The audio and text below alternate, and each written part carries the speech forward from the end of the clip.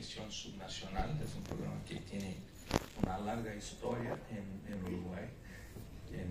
Es una línea que la línea actual son 25 años de ejecución, 300 millones de dólares de desembolso esperado. Tiene dos componentes principales: un componente muy relacionado a infraestructura. Existen obras de distintos tipos en prácticamente todos los departamentos uruguayos, y ya hace bastante tiempo. Ahora estamos en el tramo 3 del PDGS, que justo ha empezado este año. Y también tiene un componente que es de fortalecimiento de capacidades institucionales, especialmente en términos fiscales, con una expectativa, con la visión de que son absolutamente esenciales para que las regiones puedan lograr desarrollo, ¿no? Parte del desarrollo es, como estamos hablando aquí, la capacidad de generación de ingresos propios, de financiarse de sus propias necesidades. Parte del desarrollo puede asegurar que las políticas que se implementen sean políticas efectivas, ¿no? Y eso demanda capacidades institucionales. Para decir que, en cuanto a desafíos, que yo entiendo que sean dificultades principales ahí, es esencialmente esa construcción institucional. Desde el punto de vista de un banco de desarrollo, de una entidad que es parte de las opciones de financiación que puedan existir, la idea, la voluntad es de poder avanzar rápido, de apoyar rápidamente un gran número de iniciativas que pueden impactar positivamente en el desarrollo regional. Pero eso depende de la construcción de buenos proyectos que estén bien diseñados, que tengan objetivos evidentes, claros, concretos, que las acciones que se proponen implementar sean acciones factibles, que eso impacte positivamente no solamente en las políticas, pero que asegure que sean sostenibles a lo largo del tiempo. De nada de implementar algo que después, pasado un par de años, ya no estará más ahí, y posiblemente los costos ahí estarán, pero no las capacidades o los resultados. Entonces creo que esa quizás sea el enfoque principal de mi visión en cuanto a desafíos. Gracias, Sergio. Juan Pablo. Bueno, buenos días a todos. Mi nombre es Juan Pablo Jiménez, soy economista, nadie es perfecto, ¿no? Con posgrado en Columbia y en la Universidad de Itela. Soy profesor de finanzas públicas, con lo cual gran parte de mi presentación va a estar sesgada por eso. Trabajo en temas de finanzas públicas y particularmente en temas de financiación subnacional desde hace 30 años. Durante casi esos 20 años fui experto fiscal de la CEPAL y bueno, es un gusto volver a ser. Fui director de la CEPAL en Montevideo, así que es un gusto volver siempre a Montevideo. He trabajado como consultor para numerosas organizaciones. En este momento estoy haciendo algo para el BID también, y vengo en representación de la Asociación Iberoamericana de Financiación Local, que es una asociación sin fines de lucro, que nuclea a expertos y autoridades en temas de financiación territorial y local, con sede en Oviedo, en España, y que, bueno, entre las tareas que hacemos es intercambio de experiencias, publicaciones, tenemos un par de libros, seminarios. Desde hace 13 años, este es el 13º, organizamos las Jornadas Iberoamericanas de Financiación Local, junto con el Banco Interamericano de Desarrollo y con la CEPAL. Lo hicimos hace 2 años en Montevideo y en Punta del Este, Montevideo y Maldonado en realidad. Este año, a fines de octubre, la llevaremos adelante en Belén, en el estado de Pará, en el Amazonas, lo cual suponemos que es una buena instancia previa a la COP. Acuérdense ustedes que el año que viene es la gran reunión de Naciones Unidas sobre el cambio climático y medio ambiente, es en Belén. Con respecto a los desafíos, bueno, he trabajado en tema de financiación subnacional mucho tiempo, con lo cual muchas veces sé más lo que no hay que hacer que lo que hay que hacer, pero bueno, por lo menos es un comienzo. Y en términos de cuál ha sido el principal desafío, no sé, bueno, no es tan fácil saber cuál, pero sí sé cuál es nuestro desafío actual. Actualmente estamos colaborando con, bueno, analizando el caso uruguayo y su sistema de transferencias intergubernamentales, a pedido del Congreso de Intendentes. Estamos dando una asistencia técnica para ver cómo actualizar el sistema de transferencias intergubernamentales en Uruguay, que actualmente está arreglado, como ustedes bien saben, por el artículo 214 y el artículo 298. Ese es nuestro desafío actual.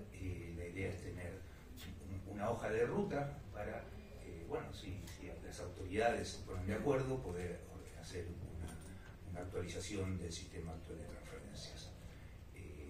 Y bueno, y después tengo una serie de ideas y un montón de cosas que decir, pero muchísimas gracias. Gracias, Juan Pablo.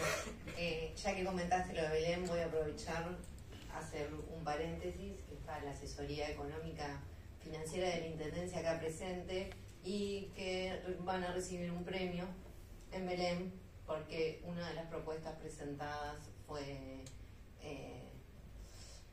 bueno, le van a otorgar el premio a ellos. Así que nada, los tengo acá, les doy un fuerte aplauso a todas las personas. Aprovecho a pasar el dato nomás. Gustavo. Bueno, buenos días a todos, a todas, un gusto, gracias a la Intendencia de Montevideo.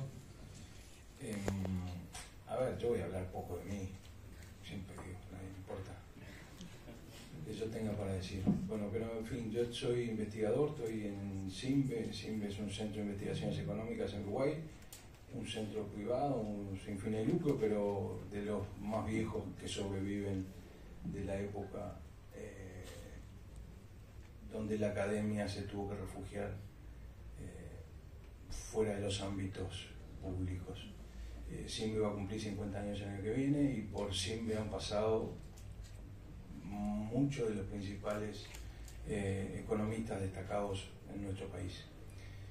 Yo llegué a CIMBE hace no tantos años, siempre trabajé en el ámbito privado, soy contador público, tributarista, me he dedicado siempre al tema de los impuestos, así que vuelvo a decir, mi objetivo no es agradar, si no, no me dedicaría a los impuestos.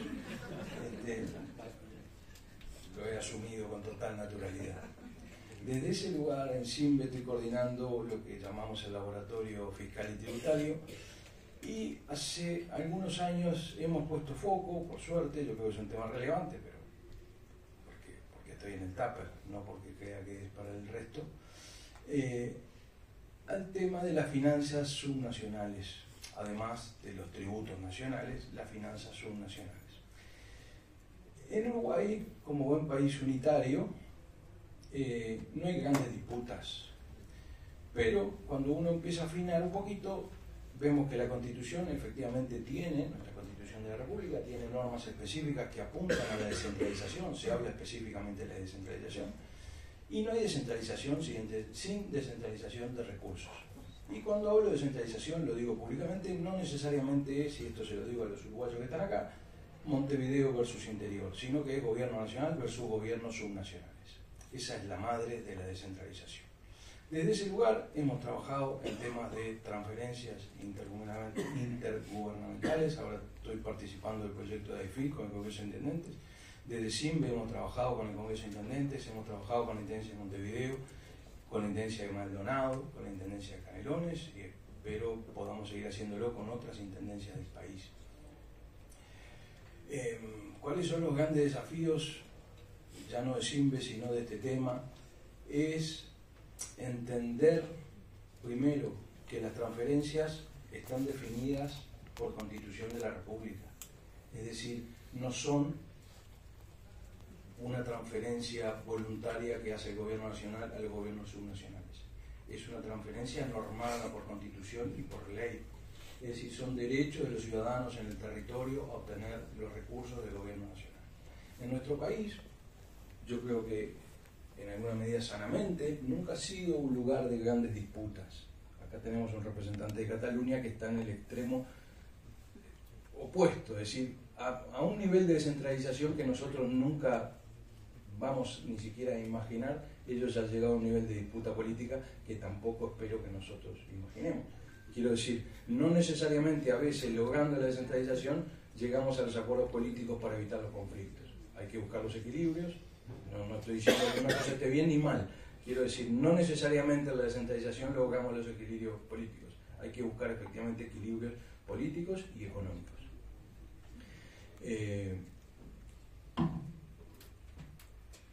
Pero como en general las transferencias son ocultas a la mayoría de los ciudadanos, incluso a la mayoría de los dirigentes políticos.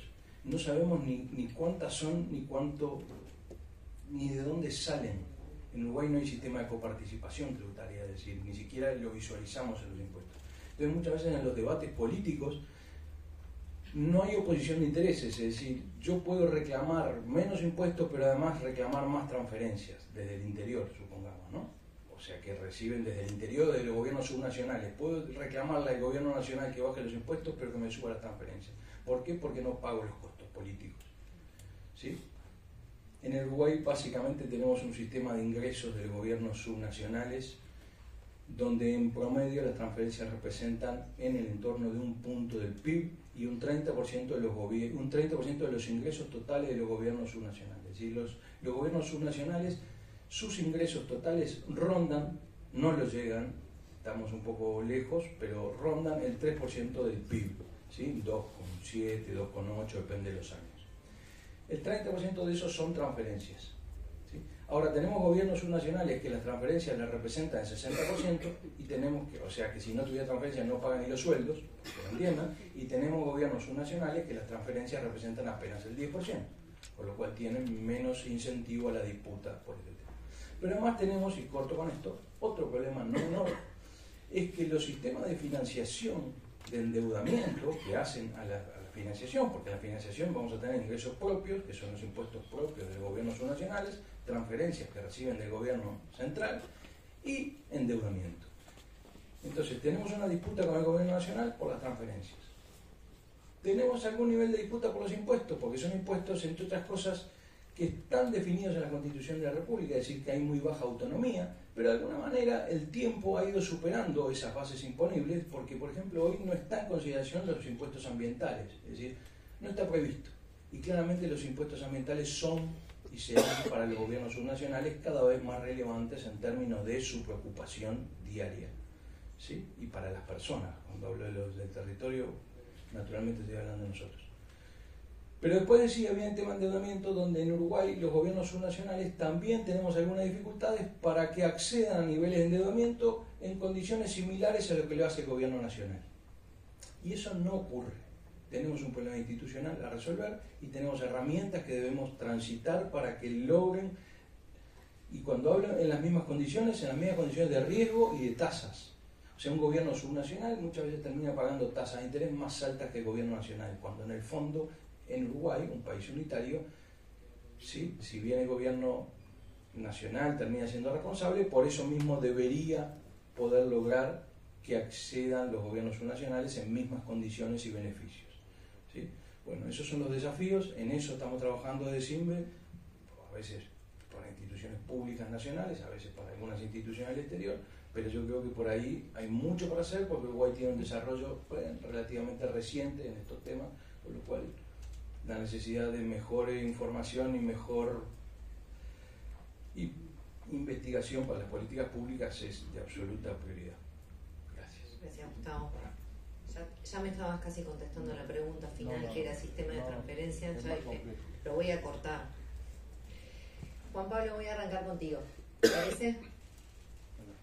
¿Cuáles serían los principales desafíos de los sistemas de financiación territorial en relación con el desarrollo local? Te escuchamos. Sí, a ver, como dice el concept note de la sesión, si hubiera que destacar un tema de preocupación global en el campo de las finanzas públicas, ese sería cómo reforzar la capacidad fiscal y financiera de los gobiernos, tanto centrales como subnacionales, para afrontar las crecientes necesidades de recursos para la prestación de servicios y bienes públicos. Por supuesto que esto no es un problema homogéneo a todo el planeta, ¿no? La heterogeneidad en la provisión de bienes y servicios en su calidad y cobertura es muy grande, y uno podría decir que esto está entre la precariedad y la opulencia. Y las realidades institucionales también difieren, y como veremos, y seguramente será uno de los resultados de esta reunión, las instituciones importan, no son solamente los recursos financieros los que importan. Sin embargo, aún en los países más desarrollados, y seguramente acá hay representantes, desafíos globales como los derivados de la pandemia, el cambio climático, la desigualdad o los movimientos demográficos nos demostraron que el estado de las finanzas públicas no está a la altura para cubrir estos desafíos. No nos olvidemos de una cosa, que creo que más allá de que hablemos de recursos, impuestos, que los modelos de financiación de los cuales vamos a hablar, incluidos ingresos tributarios, transferencias intergubernamentales, endeudamiento público, son solo instrumentos que utilizan los gobiernos para afrontar los verdaderos problemas, que es mejorar el bienestar de los ciudadanos, mediante la creación de un sistema de instituciones estable y mediante el despliegue y provisión de un conjunto más o menos amplios de bienes y servicios que garanticen bienestar. Déjeme un poquito de teoría, dije algo de finanzas públicas. Con carácter general, los sistemas fiscales se han venido diseñando de manera que el reparto de las cargas tributarias, ¿no?, sobre los diferentes contribuyentes responde a dos principios básicos. El principio del beneficio, según el cual debería pagar más aquel que mayor provecho directo extraiga de las acciones del gobierno, ¿no? Es como si pudiéramos pensar que los impuestos son un precio, ¿no?, en términos conceptuales, esto en un extremo o en un rincón, y por el otro el principio de capacidad de pago, ¿no?, por el cual las cargas se distribuyen en función de algunos indicadores elegidos con base a su relación con la posición relativa de los diferentes contribuyentes, ¿no? Entonces ahí podemos usar consumo, podemos usar riqueza, podemos usar ingresos, distintas formas de medir esa posición relativa. Esta tensión entre estos dos principios es lo que está atrás de cualquier discusión de finanzas públicas. O sea, esta discusión de políticas públicas, podría decir, y está atrás de un sistema tributario o atrás de un sistema de transferencias intergubernamentales.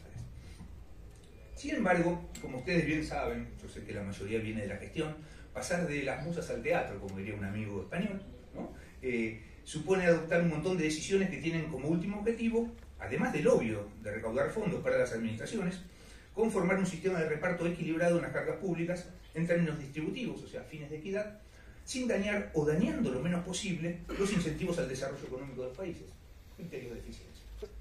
En consecuencia, cada medida fiscal debería ir acompañada de un análisis de su impacto en eficiencia y equidad. ¿Quién va a soportar finalmente carga del impuesto?, ¿no?, y los efectos esperados sobre las principales decisiones a adoptar por los agentes económicos en términos de producción, de consumo. Un aspecto, y hasta acá casi que no hablé de la distribución entre niveles de gobierno, con lo cual un aspecto adicional que viene a complejizar el análisis es el referente a las formas en las que los diferentes países resuelven institucionalmente la gestión de sus territorios. La atribución de responsabilidades y su financiación son materia de preocupación tanto de expertos como de autoridades. En este marco, garantizar una cobertura estándar de servicios públicos que incluya criterios de equidad requiere institucionalizar sistemas de financiación acordes.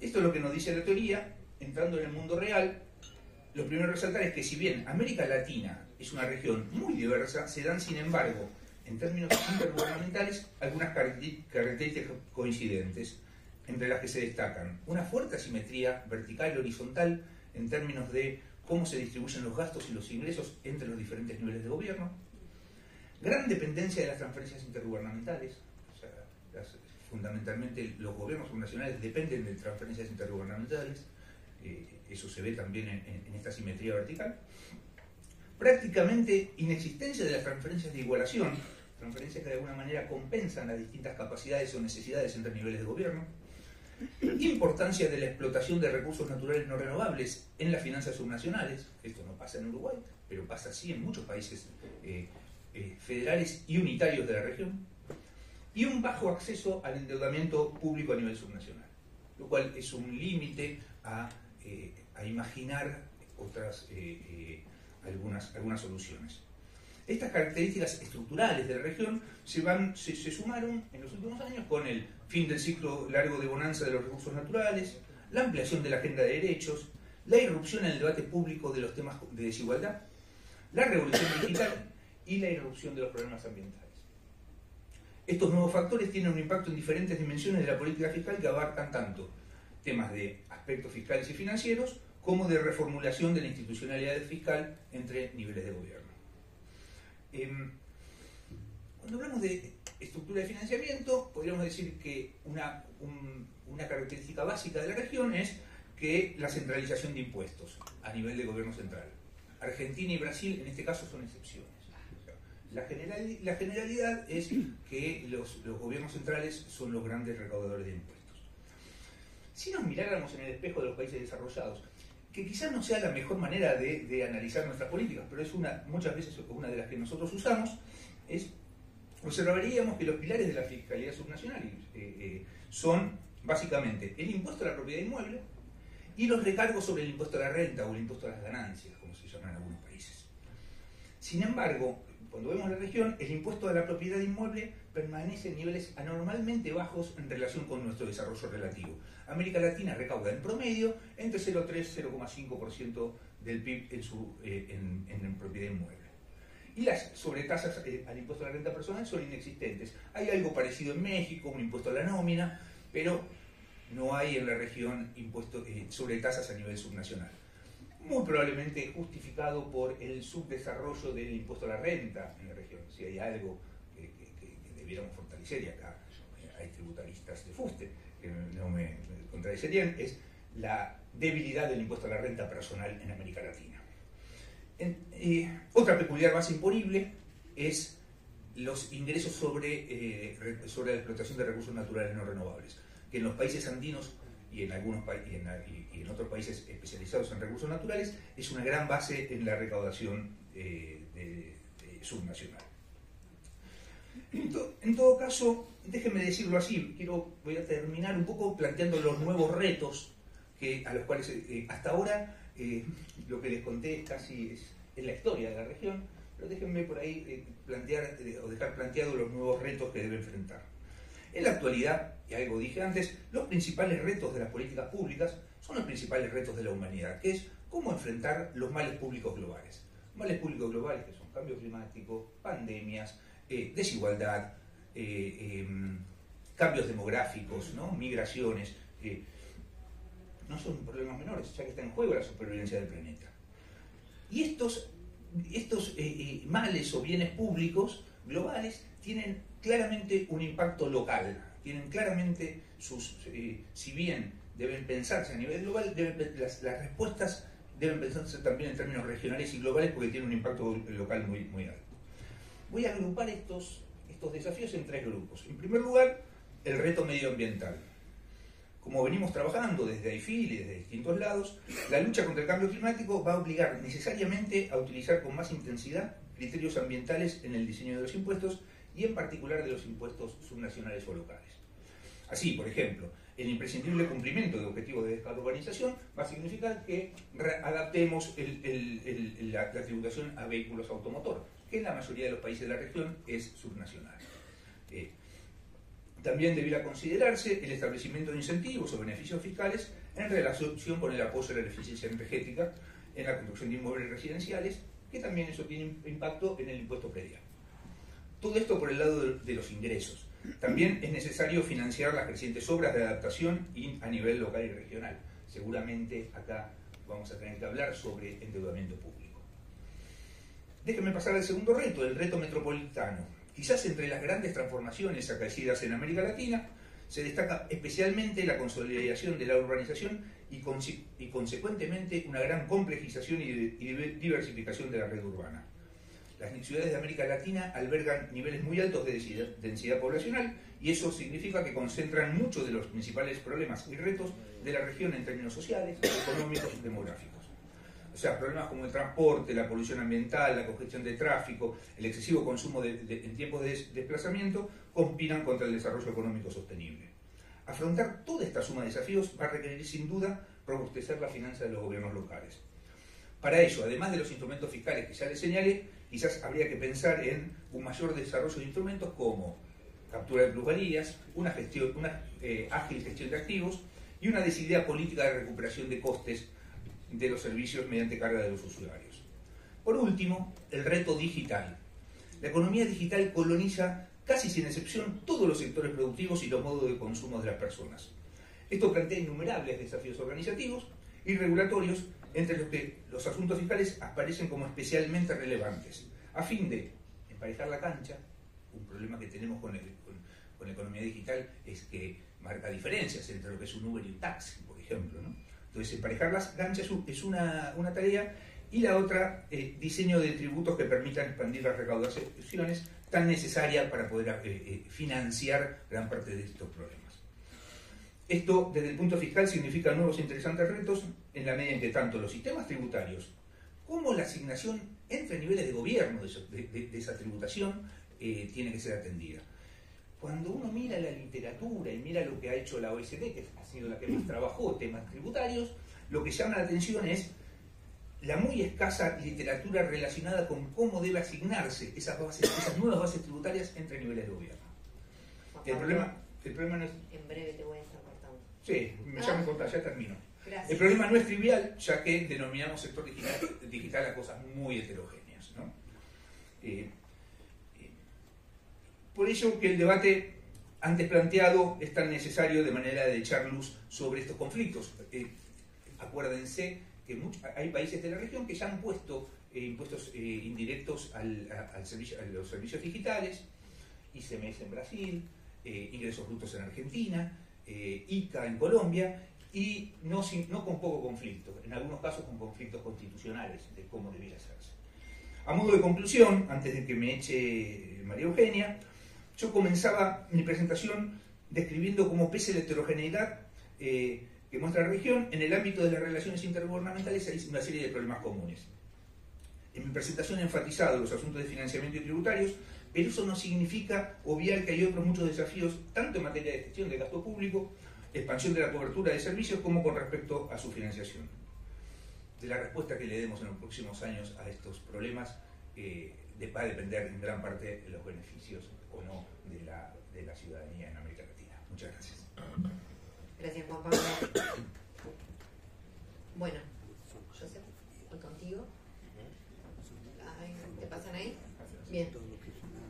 La pregunta que te corresponde a ti sería: ¿de qué manera se puede garantizar la inclusión y la equidad en el acceso a los recursos financieros dentro de los ecosistemas de financiación territorial?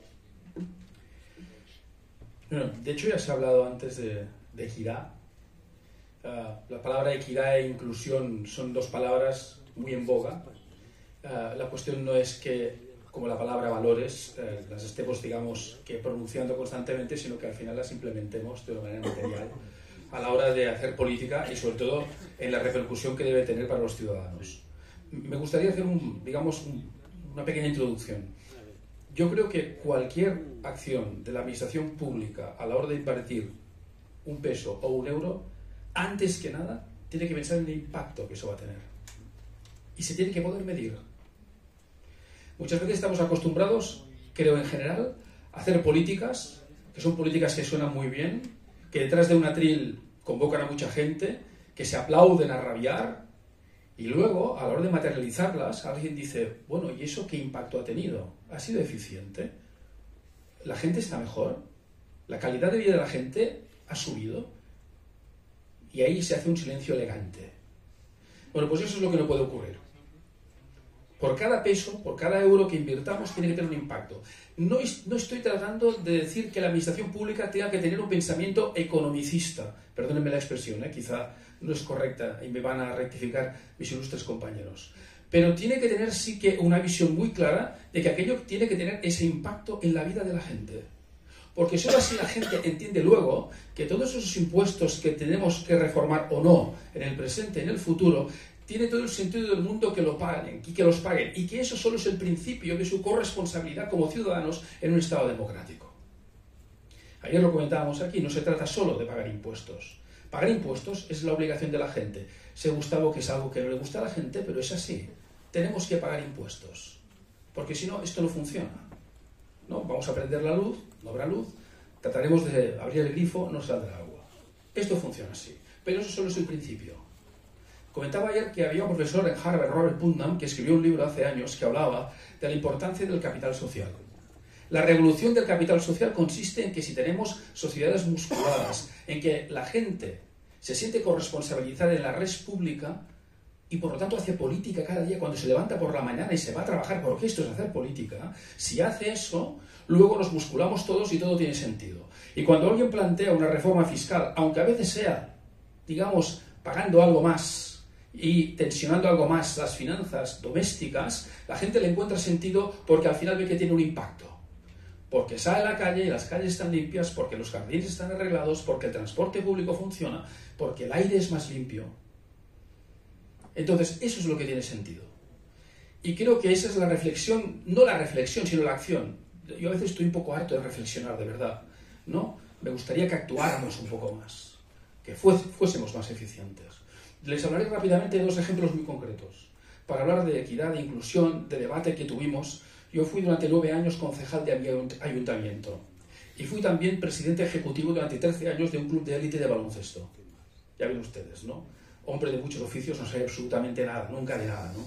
Bien, pues en esa época, en mi ayuntamiento, una ciudad de 80.000 habitantes, tuvimos que debatir si ayudábamos al equipo de baloncesto, un equipo profesional, juega contra el Madrid, contra el Barça, este año cumple 50 años en la Liga, un equipo que con el presupuesto más pequeño de toda la Liga ha estado compitiendo durante 50 años cuando ha habido otros que han desaparecido hace muchísimo tiempo. En ese momento, las ayudas públicas en la Liga Española de Baloncesto, la Liga ACB, representaban en el capítulo de ingresos de los clubes el 50%. Es decir, los clubes, si no tenían el 50% de la ayuda pública de una diputación, de un ayuntamiento, de una entidad subestatal de la provincia, de quien fuera, no subsistían. En mi caso, mi club, que era Manresa, teníamos un 10%. Y del presupuesto más pequeño de la Liga. Bueno, debatimos si realmente valía la pena que el ayuntamiento, también con un presupuesto muy pequeño, tenía que ayudar o no, con recursos públicos, a esa entidad privada, de la cual el ayuntamiento era accionista, pero no era accionista mayoritario. Es un club que tiene más de 2.000 accionistas.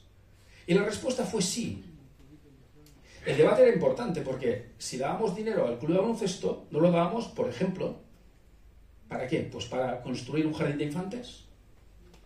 Pero lo que pues sí pudimos demostrar en ese momento que era que por cada euro que se invertía en el club de baloncesto el impacto era enorme.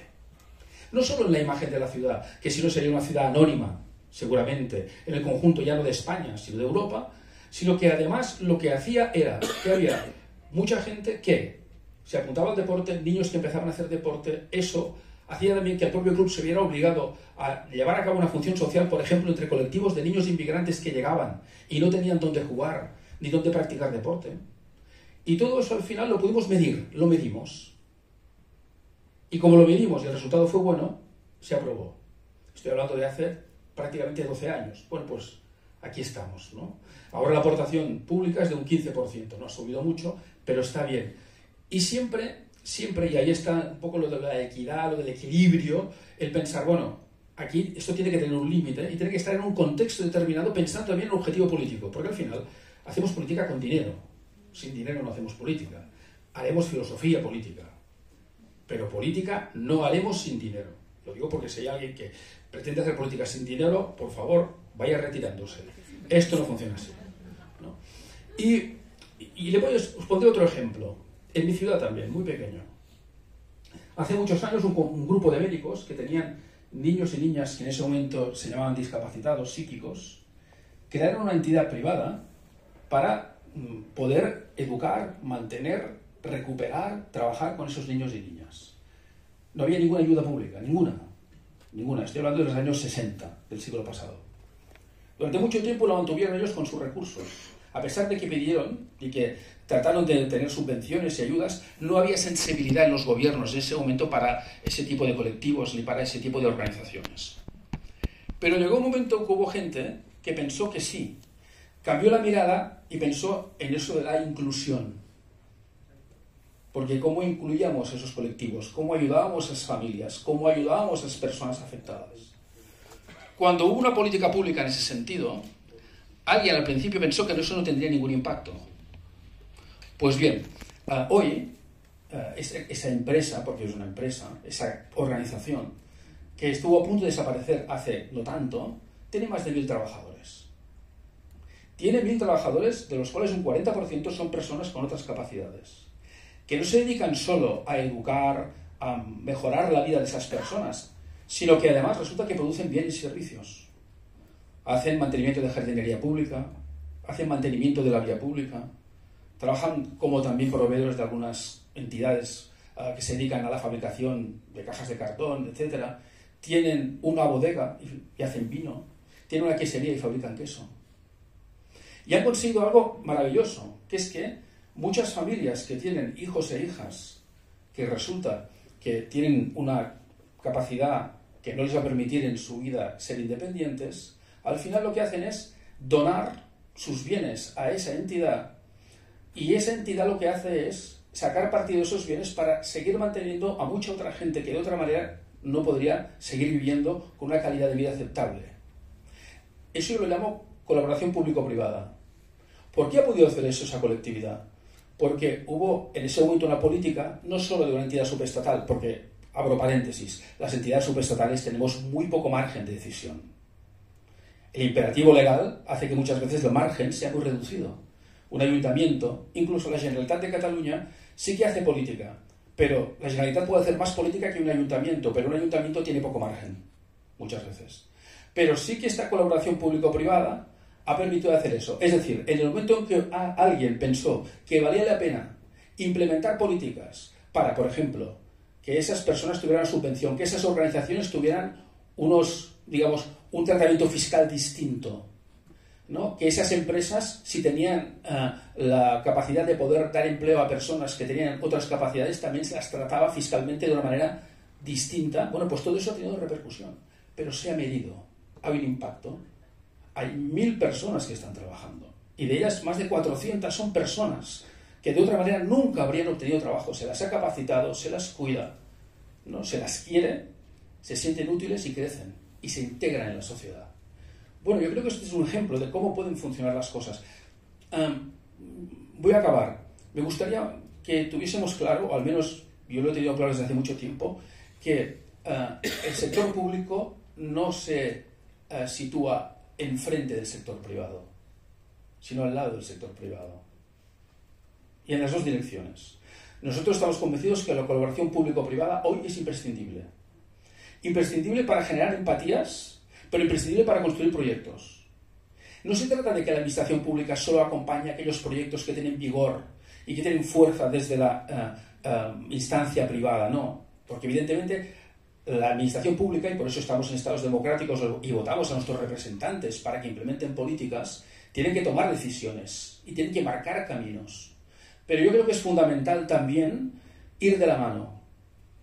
Ayer hablábamos de innovación. Cuando nosotros hemos creado en Cataluña las regiones del conocimiento con laboratorios de innovación transformativa social, esto funciona. Nos ha llevado tiempo. Para llegar a este punto han pasado exactamente 35 años. 35 años convenciendo a gente, a universidades, a empresas, a administraciones. Ha pasado tiempo, pero al final el convencimiento ha llegado ¿por qué? Porque hay un resultado. Y porque fruto de esta colaboración resulta que somos mucho más eficientes. Y entonces cuando invertimos €1 en eso nos damos cuenta que realmente vale la pena no invertir uno, sino muchos más si es que disponemos, digamos, de los recursos y de los presupuestos pertinentes.